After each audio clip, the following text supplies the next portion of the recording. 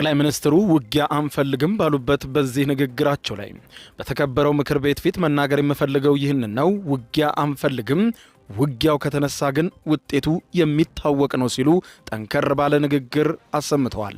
ከዚያ በኋላ እየየ አይሰራም ያሉት ጠቅላይ ሚኒስትሩም ካሁኑ ነው ቆም ብሎ ማሰብ ብለዋል። ከማንም ጋር መዋጋት ፍላጎት የለንም። ለምን?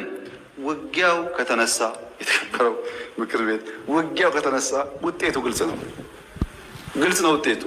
ከዛ በኋላ እየየ አይሰራም። አሁን አለመጀመር ማለት ነው።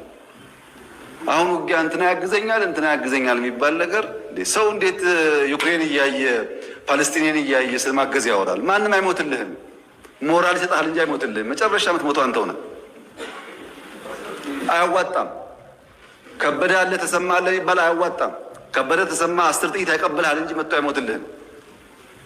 አየን እኮ በቲፎዞ ውጊያ እንደማይቆም እኮ አየን። እና አንፈልግም። ልማት ነው የምንፈልገው፣ ሰላም ነው የምንፈልገው። ከማንም ጋር ግጭት ለማድረግ ፍላጎት የለንም። ከገባን ግን ግልጽ ነው ውጤቱ። አስተማማኝ አቅም ነው ያለን። ማንም አያቆመንም። ይሄ ግልጽ መሆን አለበት። ማንም አያቆመንም። ወደዛ እንዳንሄድ ሪስፖንሲብሊ መስራት አስፈላጊ ይመስለኛል።